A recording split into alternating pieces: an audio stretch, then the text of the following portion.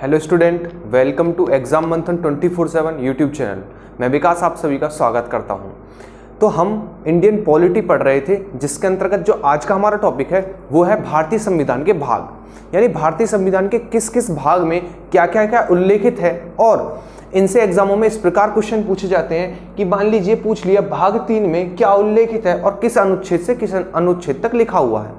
तो इन चीज़ों को आज हम डिस्कस करने वाले हैं। तो आप सभी का काम है वीडियो को एंड तक देखना, ज़्यादा लंबी वीडियो नहीं होगी।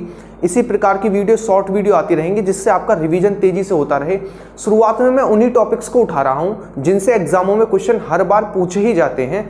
उन टॉपिक्स को भी नहीं ले रहे हैं जिनसे एग्जाम में पूछे जाने की बहुत कम उम्मीद है। करेंगे सब कुछ, लेकिन फिलहाल उन टॉपिक को कवर कर ले जिनसे एग्जाम में क्वेश्चन पूछे जाते हैं। मैं लगातार नोट्स डाल देता हूं तुरंत लेक्चर के बाद, तो आप जाइए डिस्क्रिप्शन में टेलीग्राम चैनल की लिंक है, टेलीग्राम चैनल ज्वाइन कर लीजिए। व्हाट्सएप ग्रुप पर भी डाल रहा हूं। जिन जिन स्टूडेंट्स को लाइव क्लास लेनी है, जिन्हें पता नहीं पड़ता है कि लाइव क्लास का नोटिफिकेशन कब आता है, तो आप दिए हुए व्हाट्सएप नंबर पर मुझे मैसेज कर दें। एक ग्रुप बना लेंगे जिसमें मैं इन्फॉर्म कर दिया करूंगा कि कब मेरी लाइव क्लास आने वाली है। ठीक है, आप मैथ की भी क्लास लगातार लीजिए। बहुत बेसिक से चल रहा है मैथ, जिसमें ज्योमेट्री चल रही है, तो आप लगातार क्लास लेते रहिए। लॉकडाउन का समय है, कम से कम आप अपने 2-3 सब्जेक्ट तो अच्छे से कमांड कर लीजिए जब तक लॉकडाउन खत्म हो। एग्जाम हो उससे पहले आपके पास प्रॉपर नोट्स होने चाहिए। जो मैं लगातार डाल रहा हूं उनके प्रिंट आउट निकलवा लेना या खुद से नोट कर लेना। और मैथ भी आप अपना साइड से कंप्लीट करते चलिए। जिन स्टूडेंट्स का मैथ कंप्लीट है वो प्रैक्टिस कर सकते हैं क्लास में आकर। ज़्यादा लंबी क्लास नहीं होती है, कॉन्सेप्ट की क्लास होती है, बहुत छोटी होती है, तो आप ले सकते हैं। कॉन्सेप्ट अपने डेवलप कर सकते हैं, ना कि मैथ बल्कि जीएस में भी। तो आइए आज का लेक्चर शुरू करते हैं। सबसे पहले हम जो देखेंगे वो यही देखने वाले हैं कि किस भाग में क्या उल्लेखित है। पहली चीज तो हम ये देखने वाले हैं। दूसरा हम ये देखेंगे कि किस अनुच्छेद से किस अनुच्छेद तक लिखा हुआ है। यहां से 2 ही प्रकार के क्वेश्चन पूछे जाते हैं। कौन कौन से? जैसे पूछ लेगा कि भाग 4 में, या फिर इस प्रकार पूछ लेगा कि राज्य के नीति निर्देशक तत्व भारतीय संविधान के किस भाग में उल्लेखित हैं। तो आपको याद रखना है भाग 4 में उल्लेखित है। पहला क्वेश्चन तो इस प्रकार बनेगा। दूसरा क्वेश्चन इस प्रकार बनेगा कि राज्य के नीति निर्देशक तत्व किस अनुच्छेद से किस अनुच्छेद तक लिखे हुए हैं। तो आपको याद रखना अनुच्छेद 36 से लेकर 51 तक लिखे हुए हैं राज्य के नीति निर्देशक तत्व। तो इस प्रकार यहां से क्वेश्चन पूछे जाते हैं भागों से संबंधित। तो आइए आज का लेक्चर शुरू करते हैं, जिसमें हम पढ़ने वाले हैं भारतीय संविधान के भाग। सबसे पहले देखते हैं भाग 1 में क्या लिखा हुआ है।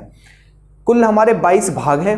22 भागों में से हम उन भागों को कवर करने वाले हैं जिनसे एग्जाम में क्वेश्चन पूछे जाते हैं और पूछे गए हैं, और कुछ एक्स्ट्रा 1-2 भाग ऐड किए गए हैं जिनसे अभी तक क्वेश्चन नहीं पूछे गए हैं, उन्हें भी ऐड कर लिया गया है, जिनसे पूछे जाने की उम्मीद पूरी है। तो आइए सबसे पहले देखते हैं भाग 1 क्या कहता है। हमारा भाग 1 कहता है संघ एवं राज्य क्षेत्र। संघ मतलब हमारा पूरा भारत, राज्य क्षेत्र मतलब संघ मतलब हमारा पूरा भारत, और राज्य क्षेत्र का मतलब है उनकी सीमाएं कहां तक होंगी, हमारे जो राज्य हैं उनकी सीमाएं कहां तक होंगी। ठीक है ना, हमारे देश का बॉर्डर कितना होगा, इन सभी के बारे में जो लिखा हुआ है वो हमारे भाग 1 में लिखा हुआ है, जिसमें लिखा हुआ है संघ एवं राज्य क्षेत्र। तो क्वेश्चन इस प्रकार पूछा जाएगा कि संघ एवं राज्य क्षेत्र भारतीय संविधान के किस भाग में उल्लेखित है। तो आपको याद रखना भाग 1 में उल्लेखित है, और किस अनुच्छेद से किस अनुच्छेद तक लिखा हुआ है। तो अनुच्छेद 1 से लेकर अनुच्छेद 4 तक लिखा हुआ है हमारा संघ एवं राज्य क्षेत्र। संघ मतलब भारत और राज्य क्षेत्र मतलब हमारा देश का विस्तार कहां तक है, क्या हमारी बॉर्डर होगी, क्या हमारे आंतरिक जो हमारे राज्य हैं उनका बॉर्डर होगा, कितना उनका क्षेत्रफल होगा। इन सभी के बारे में जो लिखा हुआ है वो भाग 1 में लिखा हुआ है। नेक्स्ट हम देखते हैं भाग 2। भाग 2 बहुत बार पूछा गया है। UP police, Delhi police, railway, इन सभी एग्जामों में भाग 2 से हमेशा क्वेश्चन पूछे गए हैं। तो आपको याद रखना है जो हमारा भाग 2 है वो किससे रिलेटेड है, तो नागरिकता से रिलेटेड है। कौन सा? भाग 2। और किस अनुच्छेद से किस अनुच्छेद तक वर्णित है, तो अनुच्छेद 5 से लेके अनुच्छेद 11 जो है हमारे वो नागरिकता से संबंधित है। अनुच्छेद 5 से लेके अनुच्छेद 11 जो है हमारे वो नागरिकता से संबंधित है, और नागरिकता हमारी भारतीय संविधान के भाग 2 में उल्लेखित है। भारतीय संविधान के भाग 2 में उल्लेखित है। नेक्स्ट देखते हैं वो है भाग 3। भाग 3 में हमारे मौलिक अधिकार वर्णित हैं। मौलिक अधिकार मैंने आपको प्रीवियस वीडियो में पढ़ाया था। मौलिक अधिकार हमारे पास पहले 7 थे, लेकिन हमारा एक मौलिक अधिकार था संपत्ति का अधिकार। संपत्ति के अधिकार को हटाकर उसे क्या बना दिया गया? कानूनी अधिकार बना दिया गया। कानूनी अधिकार या फिर विधिक अधिकार। कारण ये था कि लोग काला धन इकट्ठा करते थे, उसे इकट्ठा करके और संपत्ति खरीद लिया करते थे और कह देते थे कि ये हमारे संपत्ति का अधिकार है, इसलिए आप इस पर कुछ कानूनी कार्यवाही नहीं कर सकते। तो ब्लैक मनी व्हाइट हो जाती थी। इसी को देखते हुए हमारी सरकार ने और सुप्रीम कोर्ट ने निर्णय लिया कि जो संपत्ति का अधिकार होगा अब से हमारा कानूनी या विधिक अधिकार होगा। तो इसी को देखते हुए पहले हमारे 7 मौलिक अधिकार थे, लेकिन वर्तमान में 6 मौलिक अधिकार है। 6 मौलिक अधिकार किस प्रकार है? जैसे समता का अधिकार, स्वतंत्रता का अधिकार, ठीक है, जैसे स्वतंत्रता के अधिकार के अंतर्गत क्या क्या है? वाक की स्वतंत्रता, ठीक है ना, शोषण के विरुद्ध अधिकार, ये इस प्रकार के अधिकार हमारे वर्णित है मौलिक अधिकारों के अंतर्गत। कुल 6 प्रकार के मौलिक अधिकार हमारे संविधान में वर्णित है, जो कि हमारे भाग 3 में और किस अनुच्छेद से किस अनुच्छेद तक वर्णित है? तो अनुच्छेद 12 से लेकर अनुच्छेद 35 तक वर्णित है।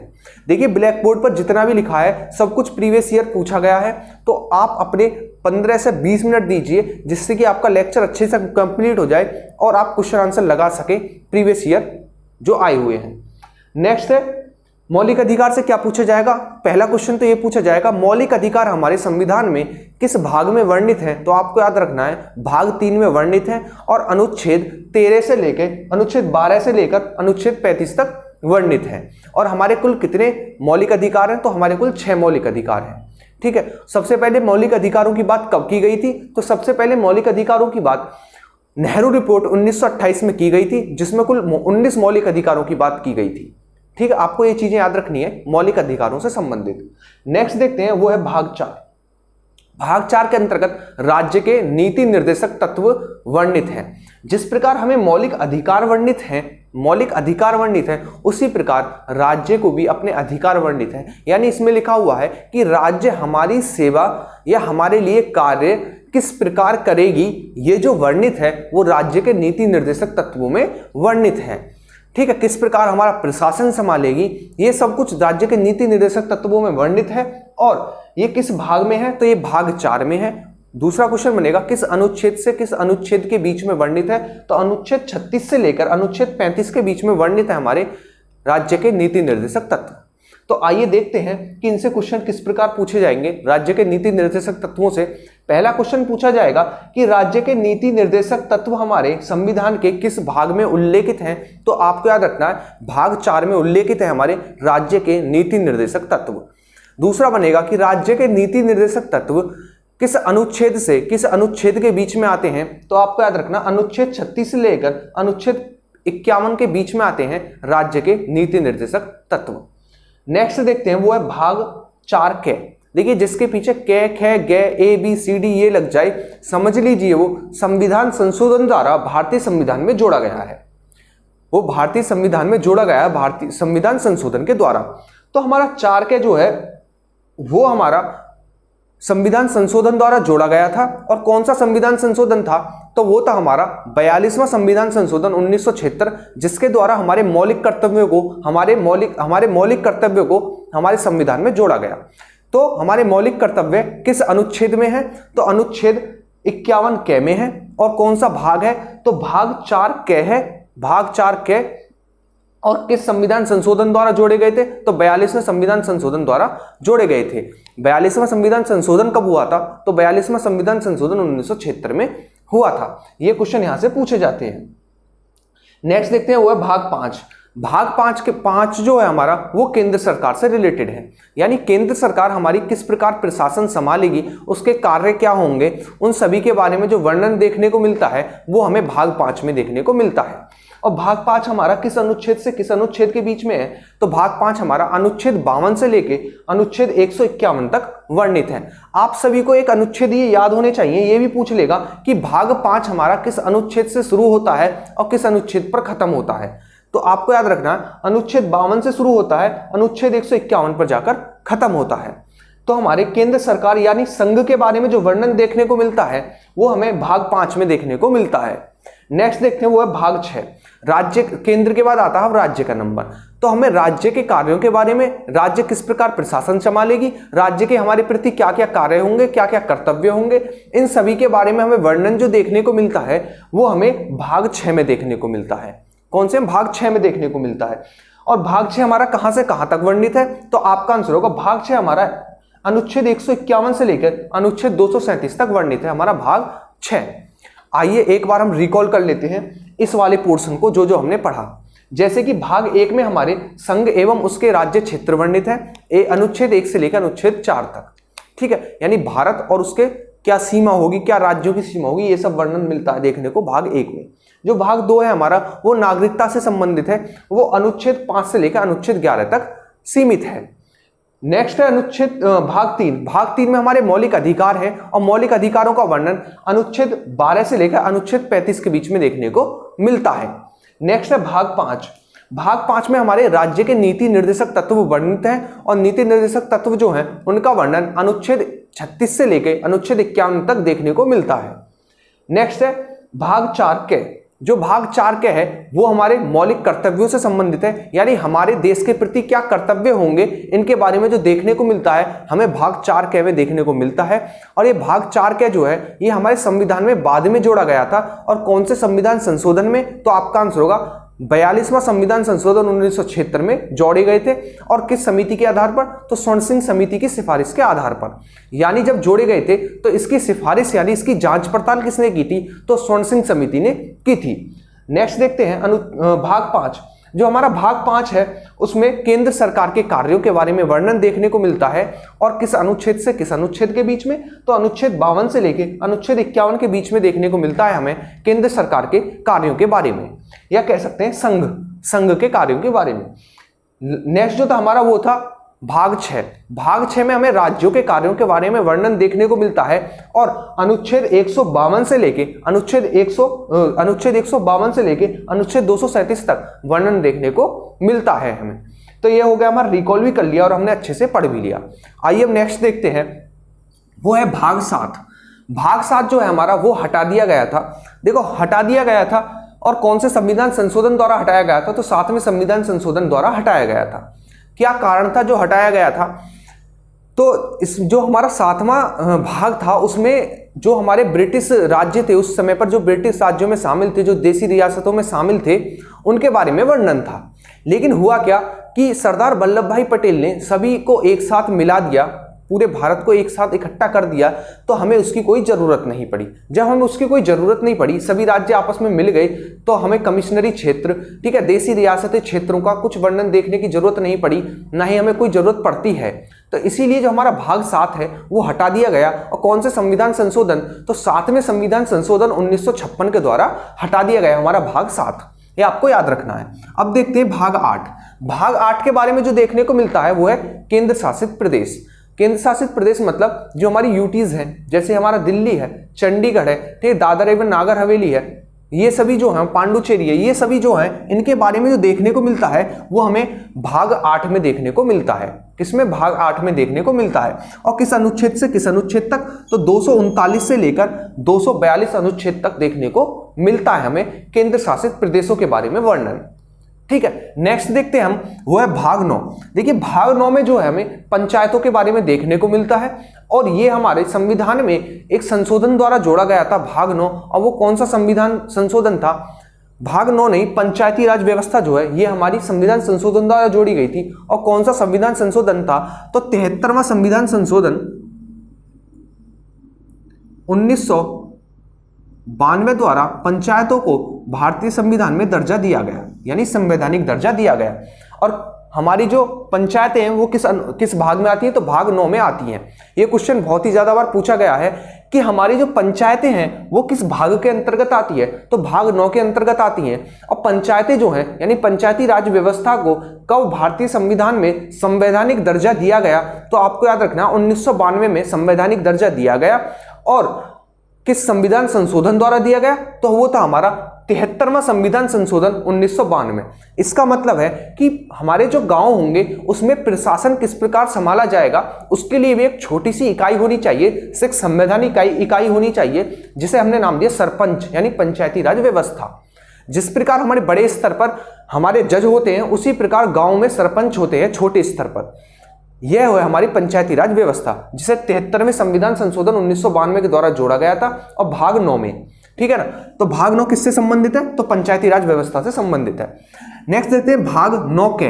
भाग 9 के में जिस प्रकार गांव में, अब आ जाइए कस्बों और शहरों में, तो कस्बों और शहरों में भी कोई एक इकाई होनी चाहिए हमें, मतलब व्यवस्था संभालने के लिए, प्रशासन संभालने के लिए।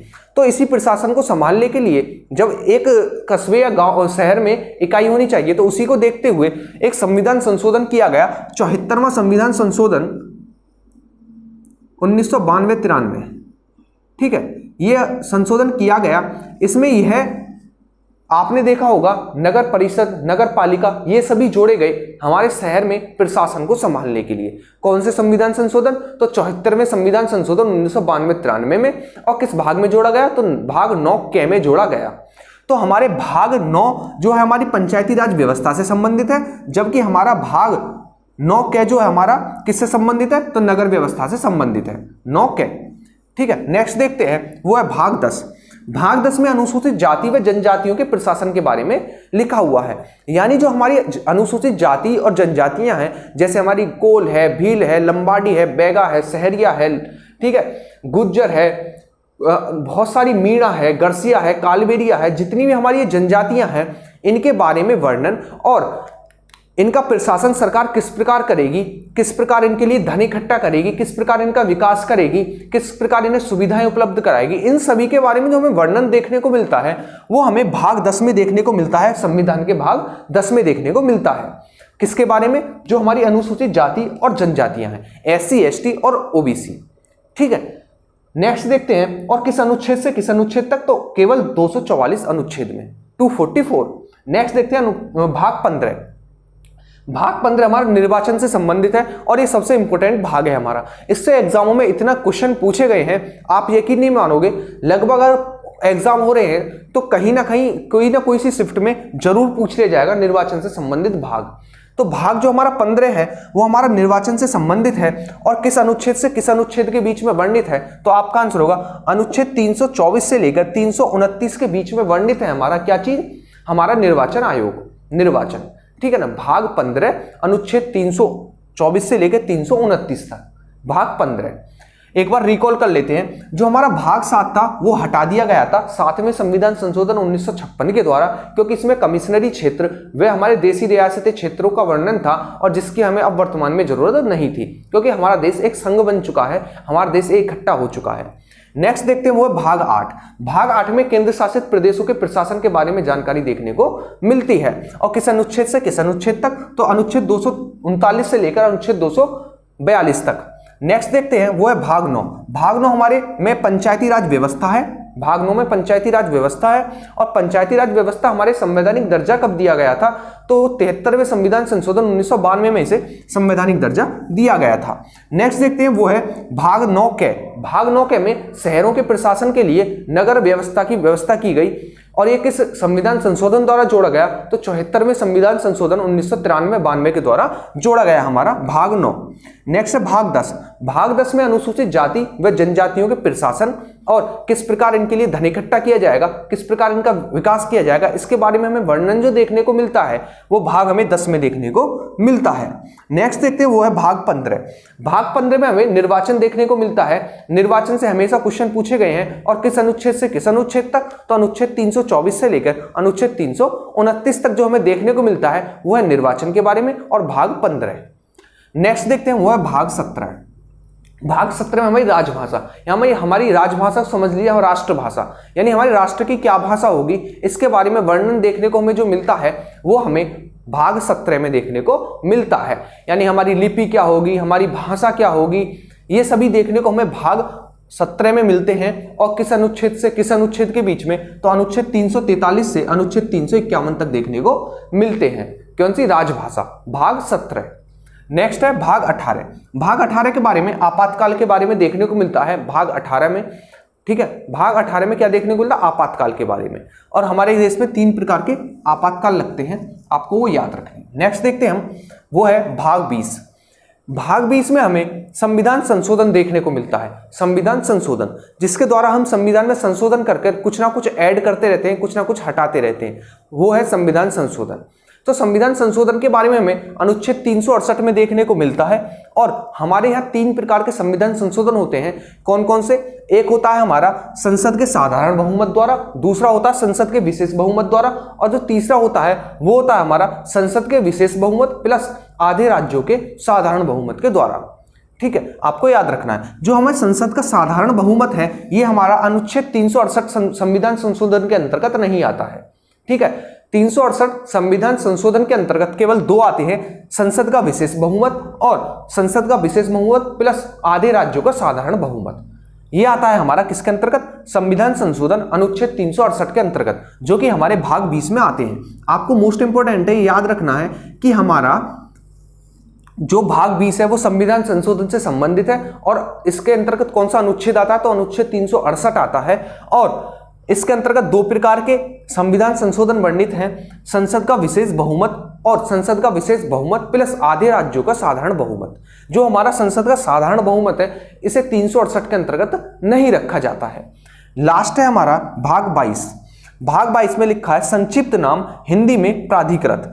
संक्षिप्त नाम का मतलब है कि हमारे संविधान का नाम क्या होगा। जैसे हमारे संविधान का नाम क्या? भारतीय संविधान। ठीक है, इसी चीज के बारे में वर्णित है कि हमारे संविधान का नाम क्या होगा। ठीक है, और हिंदी जब संविधान लिखा गया था तब इंग्लिश में लिखा गया था, किस प्रकार उसका हिंदी में ट्रांसलेशन हुआ, किसने किया। ठीक है, इन सभी के बारे में जो हमें वर्णन देखने को मिलता है वो भाग 22 में देखने को मिलता है। ठीक है, आइए इन्हें भी एक बार रिकॉल कर लेते हैं जिसे आप आसानी से याद कर सके। जो हमारे भाग 17 है वो राजभाषा से संबंधित है, यानी हमारी भाषा क्या होगी इसके बारे में वर्णन देखने को मिलता है। और अनुच्छेद कहां से कहां तक? अनुच्छेद 343 से अनुच्छेद 351 तक। नेक्स्ट है भाग 18। जो हमारा भाग 18 है वो आपातकाल से संबंधित है। 3 प्रकार के आपातकाल आपको याद रखने हैं।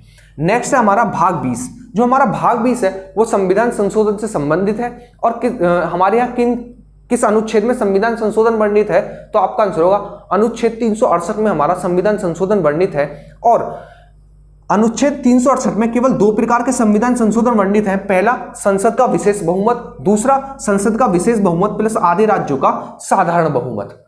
ठीक है, जो हमारा संसद का साधारण बहुमत है वो अनुच्छेद 368 के अंतर्गत नहीं आता है, लेकिन इसके द्वारा भी संशोधन किए जाते हैं, जैसे कि राज्यों की सीमाओं में परिवर्तन, राज्यों के नाम में परिवर्तन, नए राज्यों को जोड़ना। ठीक है, अनुसूची 526 में हमें कोई परिवर्तन करना हो तो भी संसद के साधारण बहुमत के द्वारा किया जाता है। ये सभी वर्णन देखने को मिलता है हमें संसद के साधारण बहुमत। और ये जो हमें संविधान संशोधन देखने को मिलता है ये भाग 20 में देखने को मिलता है और अनुच्छेद 368 में देखने को मिलता है।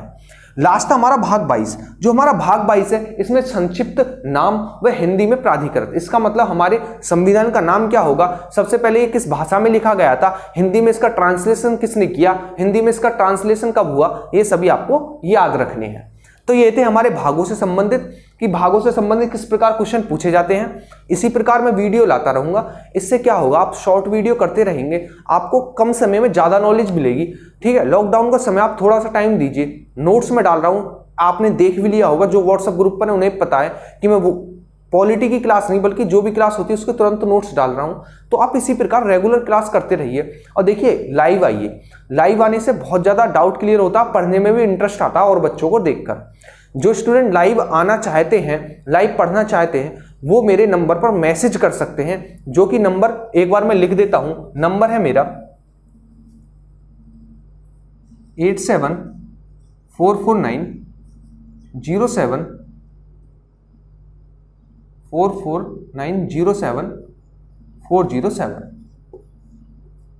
ये है मेरा नंबर।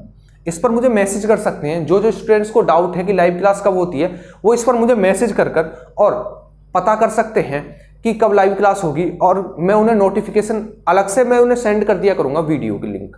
ठीक है, तो इसी प्रकार हम पढ़ते रहेंगे। वीडियो के बाद तुरंत आप अपने नोट्स डाउनलोड करके रिवीजन कर लेना और वीडियो को लाइक कर देना। जो स्टूडेंट्स देख रहे हैं वीडियो को लाइक कर देना और वीडियो को शेयर जरूर करना अपने व्हाट्सएप ग्रुप, टेलीग्राम ग्रुप में।